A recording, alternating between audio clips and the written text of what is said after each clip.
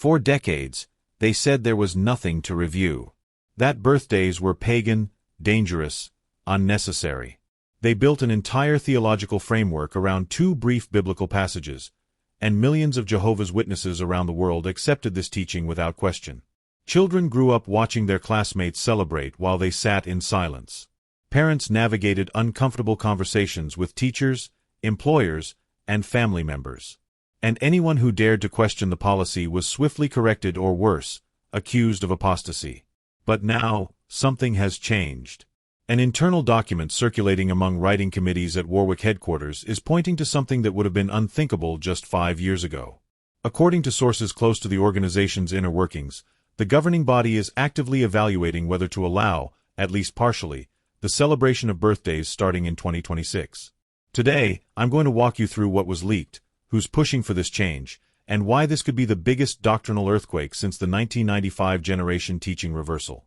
Because if this happens, and I believe the evidence suggests it will, we're witnessing the collapse of one of Jehovah's Witnesses' most distinctive and controversial prohibitions. And the implications go far beyond birthday cakes and candles. Part 1. The beginning of the noise at Warwick. Inside Warwick headquarters, something unusual started happening over the past 18 months. The mailroom, the digital correspondence team, and the various committees responsible for handling member inquiries began noticing a pattern they hadn't seen before. Letters were arriving. Physical letters, which in the digital age is already noteworthy. But more than that, emails were flooding in, and electronic forms on the organization's website were being submitted at an unprecedented rate. And they weren't about the usual topics. These weren't questions about blood transfusions or holiday decorations. These were specifically about birthdays. Young people were writing in, many of them baptized members in good standing, asking the organization to reconsider the prohibition. Parents were reaching out, explaining the difficulties their children faced in schools when they couldn't participate in birthday celebrations. Some letters came from employers asking for clarification on the policy, creating uncomfortable workplace situations. But here's what made this different from previous waves of correspondence. This time, it wasn't just the youth or frustrated parents. Elders were writing in. Congregation elders, men who had served for decades, who had enforced this very policy from the platform and in judicial committees, were now quietly, carefully, asking whether the organization had ever truly examined the biblical basis for this prohibition. They were pointing out inconsistencies. They were asking questions that had no easy answers. The volume was unexpected. It was sustained. And it was impossible to ignore. According to the leaked information, this steady pressure from the grassroots level pushed the issue into a committee that normally avoids addressing sensitive doctrinal matters. The birthday question, which had been considered settled doctrine for over a century, was suddenly back on the table. And this time, it wasn't going away. What happened next is perhaps the most revealing part of this entire story. According to the source, the writing committee did something they rarely do. Instead of immediately drafting a response that reinforced the existing prohibition, instead of preparing another Watchtower article explaining why birthdays are wrong, they actually investigated the practice. They looked at the evidence. They examined the arguments. And what they discovered was deeply uncomfortable for an organization that prides itself on biblical consistency. The committee's research uncovered something that many ex-witnesses and critics have been pointing out for years, but which the organization has always dismissed. Numerous practices currently accepted and even encouraged among Jehovah's Witnesses have demonstrable pagan origins. Wedding rings, for example, have roots in ancient pagan rituals. The wearing of ties, the use of certain architectural elements in kingdom halls, even some of the terminology used in organizational structure, all of these can be traced back to non-Christian sources. But the organization has deemed these practices innocuous, harmless, stripped of their original meaning. This created an immediate logical problem. If the primary argument against birthdays is their pagan origin, but the organization accepts dozens of other practices with similar origins, then what's the actual principle at work here? Is it really about paganism, or is it about something else? Is it about control? Is it about maintaining a distinct identity that separates Jehovah's Witnesses from mainstream society? The committee's findings were documented in an internal report that, according to the leak, was far more honest and self-critical than anything that would ever appear in official publications. The report acknowledged the inconsistency. It recognized that the pagan origin argument, which had been the cornerstone of the birthday prohibition for generations, simply didn't hold up under scrutiny. And once that realization took hold, it became impossible to put the genie back in the bottle. Analysis meetings were scheduled. The issue was escalated. And it landed exactly where such issues always land in this organization, before the governing body itself. In late summer of 2025, during one of the governing body's regular weekly meetings, the birthday issue exploded. According to the leaked accounts, this wasn't a calm, reasoned discussion. This was a heated, tense, emotionally charged debate that revealed deep divisions within the leadership of the organization. The meeting that day wasn't just about birthdays. It was about how Jehovah's Witnesses see themselves, how they relate to the outside world, and how much they're willing to change in order to survive in the 21st century. The vote, when it finally came, was stunning. 5 members of the governing body voted in favor of liberalizing the birthday policy, specifically reframing it as a matter of conscience, similar to what the organization has done with beards, clothing styles, and secular music. 5 members voted against it, arguing that sudden doctrinal changes would confuse congregations, undermine confidence in the leadership, and potentially trigger a wave of questioning about other long-held teachings. This deadlock is significant for several reasons. First, it reveals that the governing body is not the unified, spirit-directed body that members are led to believe. Half of the leadership was ready to overturn a teaching that has been in place since the organization's founding. Half of them looked at the evidence and concluded that maintaining the prohibition was no longer tenable. But the other half wasn't convinced, not because of biblical arguments, but because of concerns about organizational stability and member reaction. The atmosphere in that meeting room was reportedly extremely tense. Voices were raised. Old grievances surfaced. The birthday issue became a proxy for larger debates about the direction of the organization, about whether Jehovah's Witnesses should continue isolating themselves from society or whether they should adapt and modernize. And for the first time in recent memory, there was no consensus. No clear majority. No obvious path forward. The governing body was split right down the middle, and everyone in that room knew that whatever decision they made would have massive consequences. In the aftermath of that contentious meeting, various proposals began circulating among governing body members and senior staff at Warwick. Some of these suggestions read like careful social experiments, attempts to change the policy without admitting that the policy was ever wrong. This is classic watchtower strategy. When they need to reverse a teaching, they don't announce a reversal. They reframe it. They introduce new language. They create the impression that this was always the correct understanding, and members simply hadn't grasped it until now. One proposal suggested transforming birthdays into a matter of conscience, placing it in the same category as beards, which were effectively prohibited for decades but have recently been permitted. This approach would allow members to celebrate birthdays if their conscience permits, but would maintain enough ambiguity that hardliners could still choose to abstain and criticize those who participate. It's a compromise position that satisfies no one completely but offends no one enough to trigger rebellion. Another suggestion was even more telling. Some within the leadership proposed changing the terminology altogether. Instead of birthday, which carries all that historical baggage and pagan association, they suggested using phrases like life anniversary or annual celebration of life. This might sound absurd to outsiders, but it's exactly how the organization operates. By creating their own language, they can claim that what members are doing isn't technically a birthday celebration, even though it functions identically.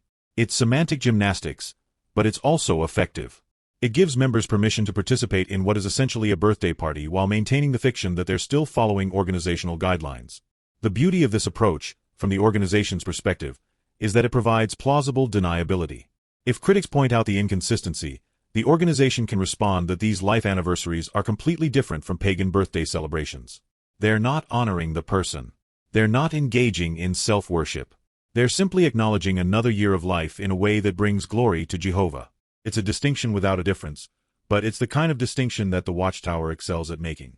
And for many members, especially those who are tired of being excluded from birthday celebrations, any permission is better than continued prohibition, even if that permission comes wrapped in carefully crafted language designed to obscure what's really happening. But here's where things get truly fascinating, and where the entire doctrinal foundation for the birthday prohibition begins to crumble. As part of their internal analysis, a biblical research team at Warwick conducted a thorough examination of the scriptural basis for the birthday ban. They looked at the only 2 birthday celebrations mentioned in the Bible. The first is Pharaoh's birthday in Genesis chapter 40, where the chief baker is executed. The second is Herod's birthday in the Gospels, where John the Baptist is beheaded at the request of Herodias' daughter. For over a century, the Watchtower has pointed to these 2 passages as proof that birthday celebrations are inherently wrong, inherently dangerous, inherently displeasing to God. The logic was simple. The only 2 birthdays mentioned in Scripture both resulted in someone's death. Therefore, God must disapprove of birthday celebrations. Therefore, Christians should avoid them entirely. But when the research team actually examined these passages in context, when they looked at what the text actually says rather than what the organization has always claimed it says, they reached an uncomfortable conclusion. The sin in both passages wasn't the celebration itself. The sin was the arrogance of the individuals involved, the violence they committed, the abuse of power they demonstrated. Pharaoh wasn't condemned for celebrating his birthday. He was condemned for his oppression of the Israelites. Herod wasn't condemned for having a birthday feast. He was condemned for his weakness, his lust, his willingness to execute a righteous man to satisfy a vengeful woman's grudge. In other words, the traditional argument doesn't hold up to basic textual analysis. The Bible doesn't condemn birthday celebrations. It condemns pride, violence, and moral corruption, which happen to occur in the context of these two specific birthday parties. This is a crucial distinction, and once you see it, you can't unsee it. The entire doctrinal edifice collapses. And for many members of the governing body, this realization opened a Pandora's box of doubt about other long-held teachings. If the biblical argument against birthdays is this weak, what about other prohibitions? What about the ban on celebrating holidays? What about the restrictions on political involvement, on higher education, on association with ex-members? If one major teaching can be shown to rest on faulty biblical interpretation, how many others might be equally questionable? This is the dangerous precedent that some governing body members recognized. This is why half of them voted against liberalizing the birthday policy, not because they believed it was biblically sound, but because they feared where such questioning might lead. Faced with this deadlock, faced with the implications of their own research, and faced with the reality that the birthday question wasn't going away, the governing body had to make a decision. But here's what's so revealing about how this organization functions. They couldn't bring themselves to simply vote yes or no on changing the policy. The stakes felt too high. The potential backlash felt too dangerous. No one wanted to be the person responsible for overturning a teaching that had been in place since Charles Taze Russell's time. So someone proposed a compromise, a classic bureaucratic move that delays the actual decision while giving the appearance of taking the issue seriously. They would vote not on whether to change the policy, but on whether the issue merited further in-depth study during the next service year. They would vote on whether to make this an official topic of doctrinal analysis, with research, discussion, and eventual recommendations to be presented in 2026. And that vote passed. The majority of governing body members agreed that yes, this topic deserves serious examination. The birthday question officially became a priority issue for 2026. It entered the internal reports and strategic planning documents that guide future doctrinal changes. It became part of the organizational machinery that eventually produces new light and revised understandings.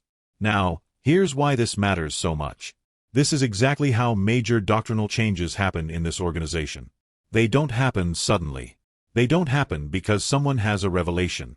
They happen through this slow, deliberate process of internal review, committee analysis, and gradual consensus building.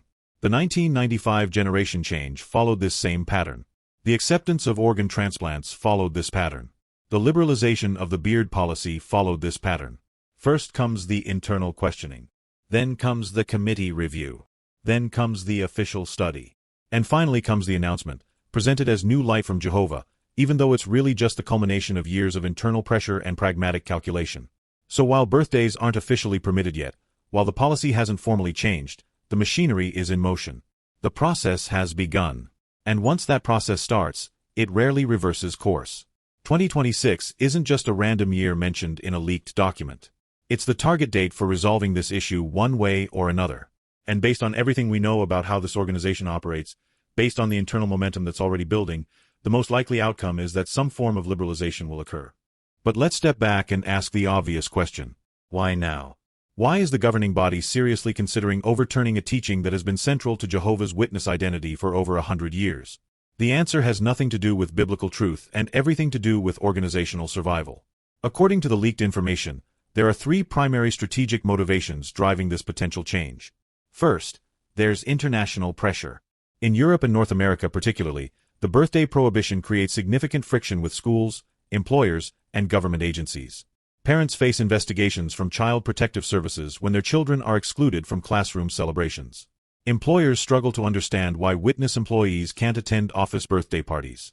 And in an era where religious organizations are under increasing scrutiny, where governments are questioning the tax-exempt status and charitable designations of groups with extreme policies, the birthday ban makes Jehovah's Witnesses look unnecessarily rigid and potentially harmful.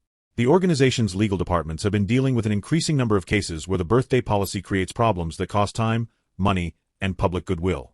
Second, and perhaps most critically, there's the issue of youth retention. The generation born after 2000, the young people who are now reaching baptism age and beyond, they're not buying it. They see the birthday prohibition as ridiculous, arbitrary, and oppressive. They watch online videos explaining the weak biblical basis for the ban. They read ex-witness testimonies about the psychological harm of being excluded from celebrations. And they're leaving the organization in unprecedented numbers. Youth baptism rates have been declining steadily. Meeting attendance among young people is dropping. And when these young people do leave, the birthday prohibition is often cited as one of the policies that made them realize the organization's teachings aren't based on solid biblical principles. The governing body knows they're losing the next generation, and they're desperate to stem the bleeding. Third, there's the matter of public image. The organization has been battered by abuse scandals, by legal defeats, by negative media coverage, by government investigations in multiple countries. They need positive press. They need to be seen as reasonable, modern, and willing to adapt. Allowing birthdays would be a masterstroke of public relations. It would generate headlines about how Jehovah's Witnesses are becoming more moderate, more open, more willing to let members make their own decisions. It would give the organization something positive to point to when critics accuse them of being a high-control group. It would make recruitment easier, especially among families with children who are understandably hesitant to join a religion that would exclude their kids from birthday parties. These are pragmatic, calculated reasons. They have nothing to do with spiritual enlightenment or divine guidance. They're about survival, about adapting to a changing world, about maintaining membership numbers and financial contributions in an era where traditional religion is declining everywhere. And that's the real story here. That's what this leaked document reveals. The governing body isn't reconsidering birthdays because they've discovered new biblical truth. They're reconsidering birthdays because the old policy is no longer sustainable. So here's where we stand. The change isn't confirmed. No official announcement has been made. No Watchtower article has been published. But based on the leaked information, based on the internal momentum, based on the strategic pressures facing the organization, we are closer to this change happening than any active Jehovah's Witness currently realizes. And 2026 may very well be the year when the Watchtower makes its biggest doctrinal pivot since the overlapping generations' teaching. And here's what you need to understand about how this will play out. When it happens, and I believe it will happen, the announcement will be carefully crafted to make it seem like this was always the correct understanding. They'll introduce new language, new explanations, new biblical interpretations that somehow make the reversal sound like progress rather than admission of error. They'll say this is evidence of Jehovah's progressive revelation, of new light shining on old truths. They'll praise members for their faith and patience as the organization has navigated these complex scriptural issues. And anyone who questions the change, anyone who points out that this directly contradicts decades of teaching, anyone who asks why families were torn apart and children were traumatized over a policy that's now being reversed, those people will be accused of lacking faith, of not keeping pace with Jehovah's celestial chariot, of failing to appreciate progressive light. The organization will never admit they were wrong. They'll never apologize for the harm caused by this prohibition. They'll simply move forward as if this was always the plan, and members will be expected to adjust immediately and without complaint. This is how authoritarian organizations maintain control even as they change course. They control the narrative. They rewrite history. They gaslight their members into believing that what's happening now was always what was supposed to happen. And for many Jehovah's Witnesses, especially those who desperately want to believe in the organization's divine guidance, this will be enough. They'll accept the new teaching. They'll celebrate birthdays if they choose. And they'll never allow themselves to ask the obvious question. If the organization was wrong about this, what else might they be wrong about? That's the question that terrifies the governing body. That's why half of them voted against even studying the issue. Because once you start pulling at these threads, once you start questioning long-held teachings, the entire tapestry begins to unravel. And they know it. They've always known it. That's why they fight so hard to maintain doctrinal consistency even when the doctrines make no sense. But eventually, pragmatism wins. Eventually, survival instinct overrides ideology. And we may be watching that transformation happen in real time with this birthday policy. So keep watching. Keep paying attention. Because 2026 is coming, and with it may come the vindication of everyone who ever questioned this teaching, everyone who ever suffered under this prohibition, everyone who ever knew in their hearts that there was nothing wrong with celebrating another year of life. The truth, as they say, will set you free. Even if it takes the organization over a century to finally admit it.